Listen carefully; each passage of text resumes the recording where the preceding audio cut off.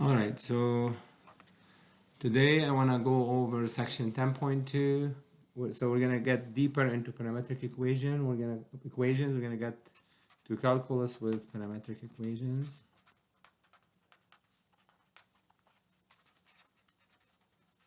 Just like using rectangular system coordinates, the slope of a curve tells us a lot about the shape of the curve. The same in the parametric curve. We're going to discuss the slope and its effect on the parametric curve. So the slope of a tangent line in parametric curve, slope of a tangent line. So if x equals f of t, y equals g of t, define a smooth curve C, then the slope of the tangent line,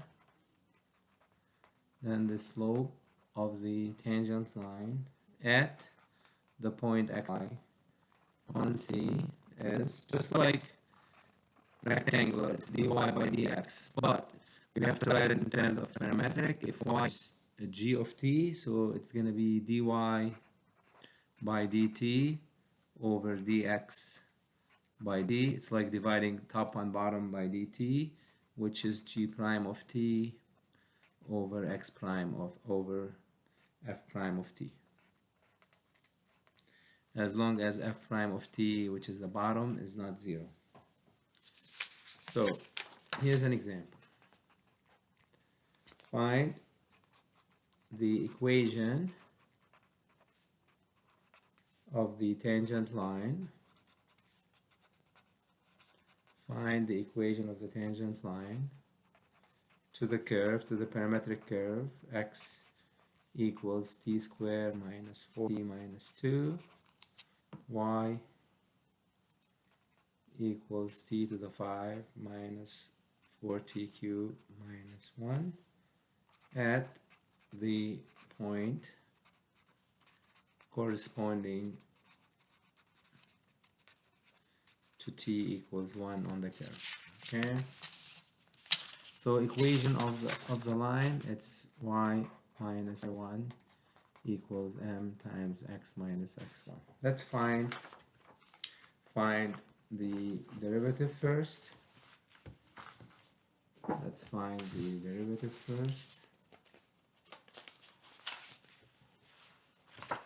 Okay, just sorting my papers out. So dy by dt is dy by dx is dy by dt over dx by dt. So dy by dt, if y is t to the 5 minus 4t cubed minus 1, so it's 4 or 5t4 minus 12t squared at t equal 1. So it's 5 minus 12, which is negative 7. dx by dt, if x is t squared minus 4t minus 2, so it's 2t minus 4 at t equals 1, so that's negative 2. So dy by dx is negative 7 over negative 2, which is 3.5. So now we need x1 and y1. So at t equals 1, x of 1 is 1 squared minus 4 times 1 minus 2. So that's negative 5. And at t equal 1, y of 1, I bring it into the equation of x and y. So it's 1 to the 5th minus 4 times 1 cubed minus 1. It's negative 4. So y minus negative 4 is 3.5 x minus negative 5. So y equals 7 over 2x plus 21 over 2 is the equation of the tangent line to the graph at t equals 1. At t equals 1. Okay. Now, just like we have second derivative in terms of x, third derivative, and so on, we can do the same for, we can do higher derivative formulas for parametrics, higher derivative formulas for parametrics. So we know that dy by dx is dy over dt divided by dx over dt. So the second derivative with respect to x squared, it's the derivative of the first derivative, which would be the derivative with respect to t of dy over dx by dx by dt.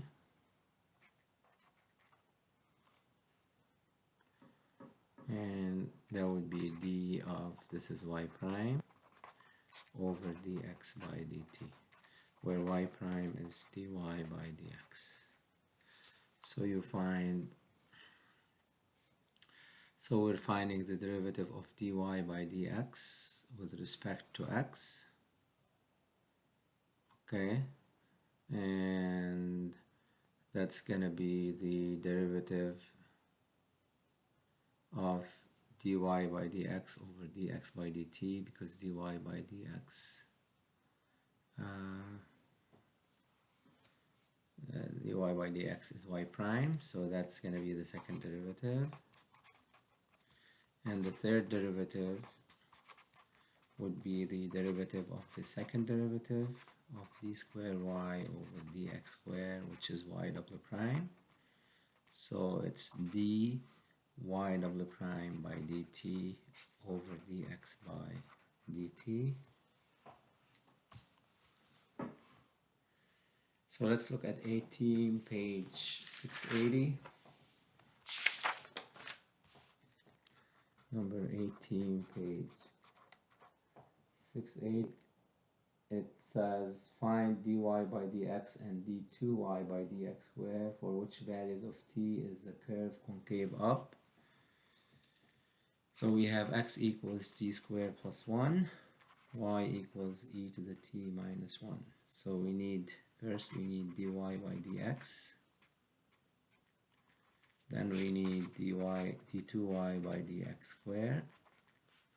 So we need dy by dt and then dx by dt. dy by dt is e to the t, dx by dt is 2t.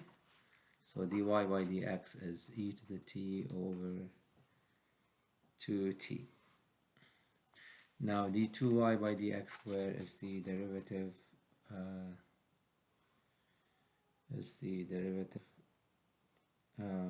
of y prime, which is the derivative with respect to of dy by dx over dx by dt. Derivative with respect to 2 is of y prime. Derivative with respect to t is of y prime. So we're going to do the quotient rule. So it's f over g f prime, so 2t e to the t minus e to the t times g f prime minus f g prime minus 2et all over that square. So this would be, instead of dividing by dx by dt, we times by its reciprocal. So we times by 1 over 2t.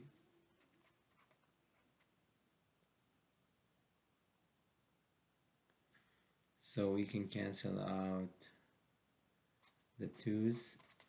So it'd be t et minus et over 4t cubed.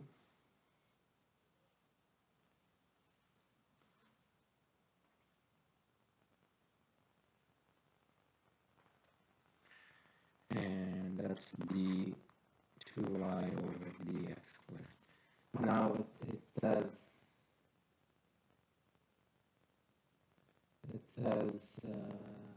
for what values of t is the curve concave up. So it's concave up if the second derivative is positive. So that means this has to be positive. T e to the t minus e to the t over t cubed is greater than 0. See, e to the t is always positive, so we can factor that out.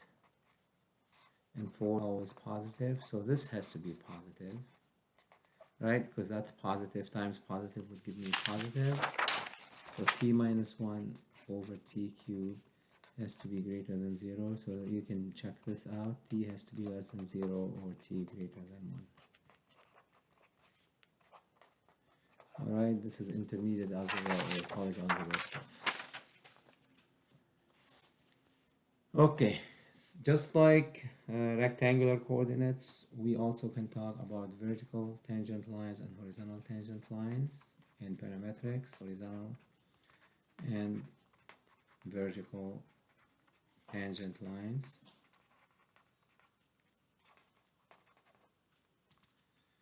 At a point xy on a curve C at which dy by dt equals 0 and dx by dt is not 0, the tangent line is a horizontal tangent line.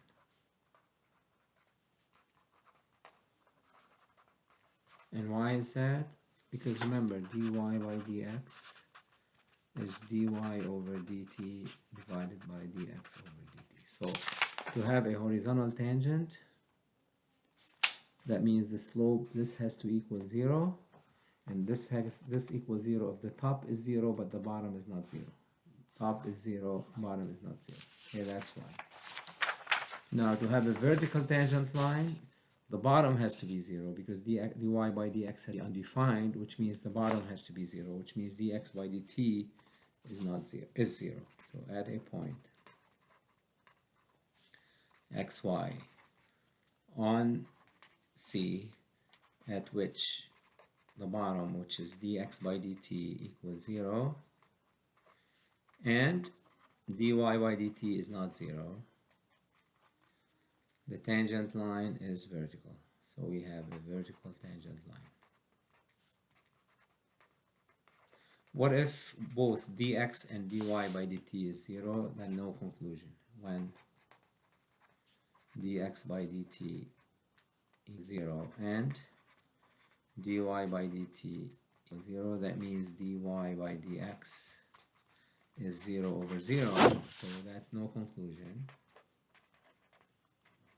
It's on a case-by-case basis, okay? We might be able to reduce the fraction, we don't know. It's no conclusion if it's 0 for top and 0 for bottom. Here's an example.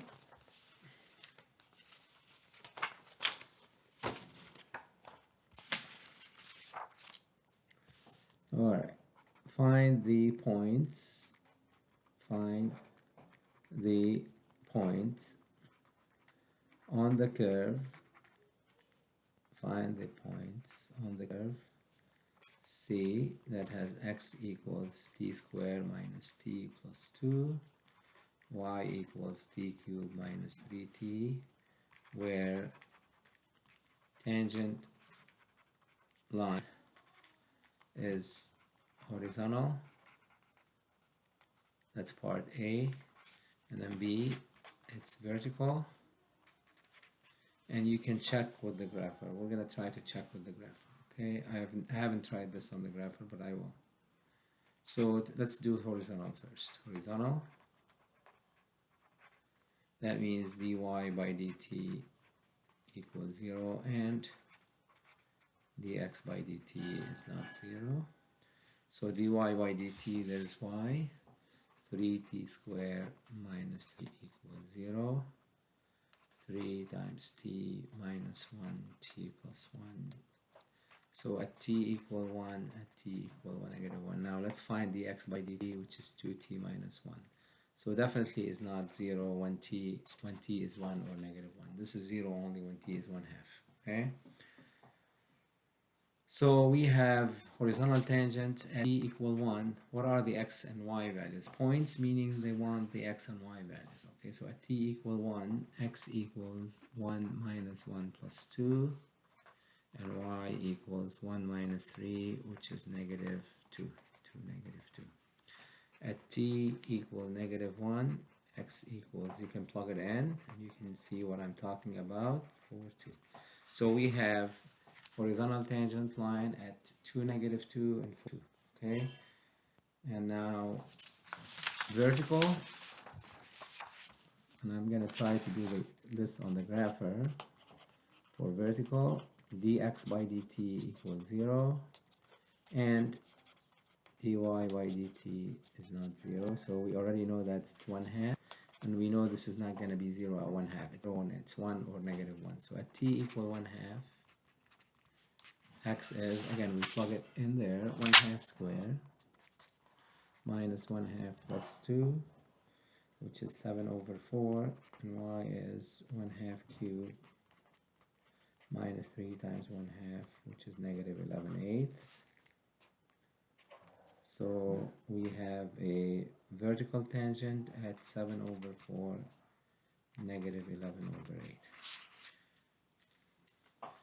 Okay, you know what? I think I did that on my own, so let me show you how to do it with the grapher. So y equals, I have it already on parametrics. If you don't, just go to mode and go down to function where it was function, go to parametric, highlight it, and then hit enter. Okay, so x equals t square minus t plus 2, and then y equals t cubed minus 3t.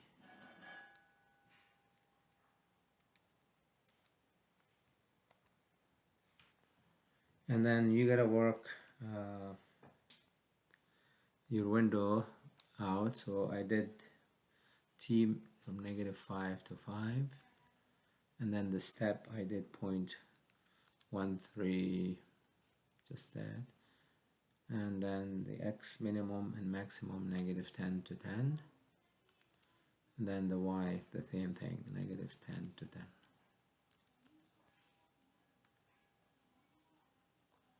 Alright, so let's see if we can actually have it draw the tangent. So at t equals 1 and negative 1, right? We have two horizontal tangents at negative 2 and at 4, 2. So let's see. So second calc, you do second calc, no, second program, I'm sorry, second program to go to draw. And you want to do tangent, so number 5, and we want to pick the t value. So the t is, let's do 1. See, you have a horizontal tangent, beautiful, and it tells you what dy by dx is, but that's not the question. So we know there's a tangent at 2, negative 2. Let's try t equals 1. So second program, draw. 6, no, second program, we want to do draw tangent, we're going to do 5, no, second program, oh, let's go back to the graph, second program, I'm going to draw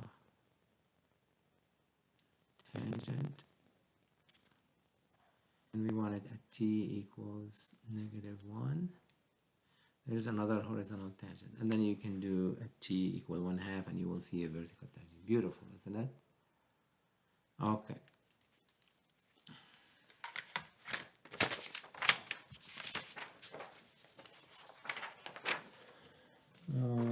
Now let's remember we talked about arc length in rectangular. We're going to discuss arc length in parametrics. So how do we measure the length of an arc if it's in parametric equations? Arc length of a smooth parametric curve.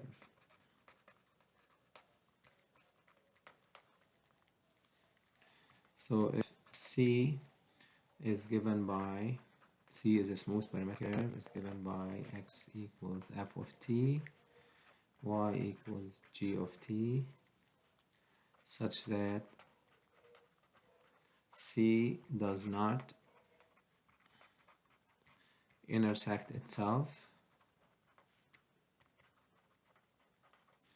on that interval between A and B, except possibly at the endpoints. It could intersect itself at the endpoints, but it doesn't have. Possibly at the endpoints, which is at A and B. Then the arc length of C over AB is given by, it's similar to the one with rectangular, but since we have x and y, so it's dx by dt square plus dy by dt square dt, which you can also write as f prime of t square plus g prime of t square, because x is f of t and y is g of t. And this is the simple derivation of the one from rectangular. If you look at the rectangular one, it was what? A to b square root of 1 plus dy over dx square dx. Okay? So, but dy by dx, as we know, is dy by dt over dx by dt. So if you square this, then you're squaring that, 1 plus, so you end up with dy over dt square plus dx over dt square all over dx over dt square, right? Because this is 1 over 1, so I did times it by x over dt square, dx over dt square to have the LCD, and then I added them up. Okay, you want to square root this, so square root that. If you square root that, the square cancels out, and you get square root dy over dt square plus dx over dt square over dx over dt. But we have dx here, and if x is f of t, then dx by dt is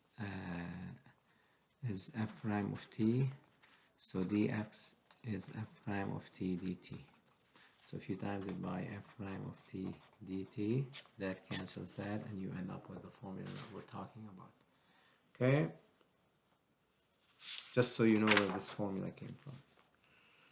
Alright, so let's look at an example about arc length of a parameterized curve. 48, page 682. 48, it says find the exact length of the curve. Find the exact length of the curve. This curve is e to the t minus t. Y is 4e to the t over 2, where t is between 0 and 2. Integral from a to b, square root of dx over dt square plus dy over dt square dt.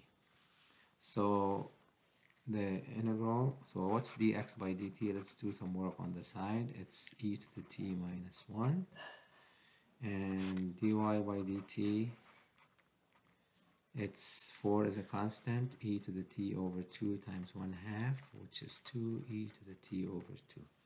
If you square, you get e to the t minus 1, e to the t minus 1, which is e to 2t minus 2, e to the t plus 1. And if you square that, it's 4e to the t. Add them up, plus dy over dt square. So we'll get e to the 2t. This is minus 2 plus 4 e to the t. It's plus 2 e to the t plus 1, which can be written as e to the t plus 1 square. So when we square root it, so L would be 0 to 2. If you square root that, e to the t plus 1 dt, which is e to the t plus t from 0 to, which ends up being e squared plus 1, which roughly is like, this is 7.4 plus 1, it's roughly 8.4. So now, how do we find the area under a curve in parametrics? Area under a curve in parametrics.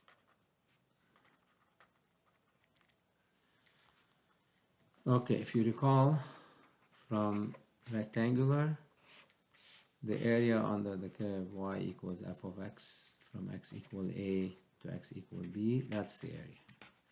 The integral from a to b f of x dx, as long as f of x is greater or equal to 0. If not, we do absolute. Now, what happens in parametrics? So if x equals f of t and y equals g of t, where t is between alpha and beta, then the area, which is from a to b, f of x dx, remember this is y, and y is g of t, so integral y, which is g of t, and dx, if x is f of t, then dx is f prime of t dt, and of course those values will be in terms of t, alpha to beta or beta to alpha, because you want this to be positive, okay? So it would be g of t, f of t dt. And we're going to do page 681. Okay, 36 from page 681.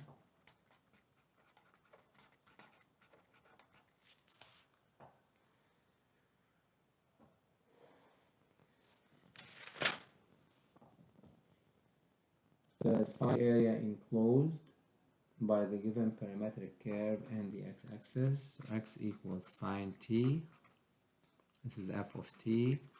Y equals sine t cosine t. This is g of t. And t is between 0 and pi over 2.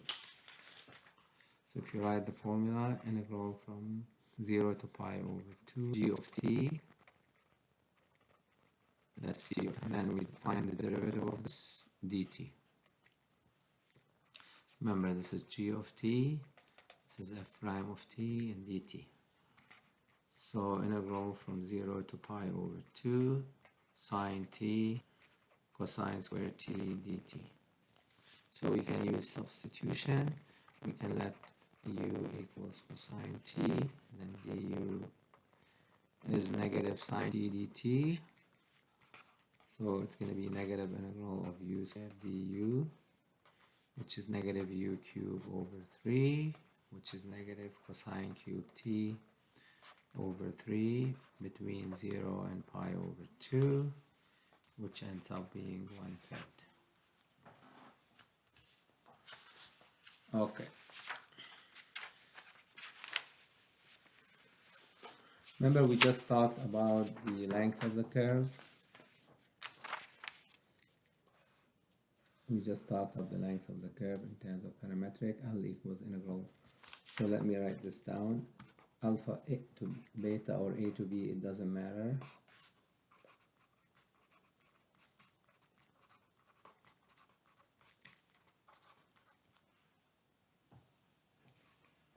So if you're going to C from point A, and once you're not looping, it doesn't cut itself. Okay? So you can find L of the lengths to be this one. Now if you let S of t be the arc length function, which you can see it changes with t, arc length function along C from f of alpha g of alpha to f of t g of t. So if we're looking at x, y, x of t and y of t, so you're tracing it. So t could be here, t could be here, and so on. Okay, I mean this is x, but I'm talking the value of t. This is x of t. Okay, x of t. So we want to basically get a function, an arc length function, which changes with time. It's not just a fixed length. So this is going to be called the position function, t. So instead of L equal this, S of t, it's going to be alpha to t, square root of dx by dt square, dy plus dt square. And if you want to measure from alpha to beta, then that's going to be beta. But that's changing. And this is called the position function. Then its speed, v of t is the derivative of s, as we all know. So if you find the derivative according to the second fundamental theorem of calculus, you take this and then plug it in, so you get square root of dx over dt squared plus dy over dt squared. Derivative of antiderivative is the function itself. Let's look at an example about that. 58, page 682.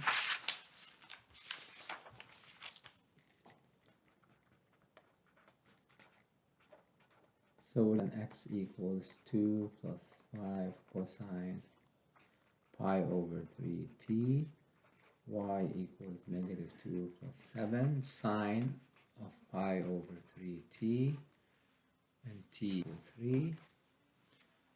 And they're asking us to, we're given the parametric equation in meters, and the time is in seconds, the speed of the particle at time t equals 3. So find the speed at t equals 3. So before we can find the speed, we know at t equals 3. So let's write the formula first. V of t is square root of dx by dt square plus dy by dt squared. No integration. Dx by dt, derivative of 2 is a constant, cosine is negative sine, so it's negative 5 pi over 3 sine pi over 3t, and we're going to square that, so it'll be 25 pi square over 9 sine square pi over 3t, and then dy by dt, derivative of 2 is a constant, that's 7 pi over 3 cosine of pi over 3t square. It would be 49 over pi square over 9 cosine square pi over 3t. So when you add them up together and square root, you get v of t. So v of t is root of 25 pi square over 9 sine square pi over 3t plus 49 pi square over 9 cosine square pi over 3t at t equals 3. So v, the speed at 3 seconds into motion, it would be square root of, if you put a t here, you get sine pi square, pi is 0, so that's going to be 0, and then you get 49 pi square over 9, cosine pi is negative 1, but when you square it, it's 1, so it's going to 7 pi over 3 meters per second. And that's all I wanted to do from 10.2. I will see you soon in 10.3.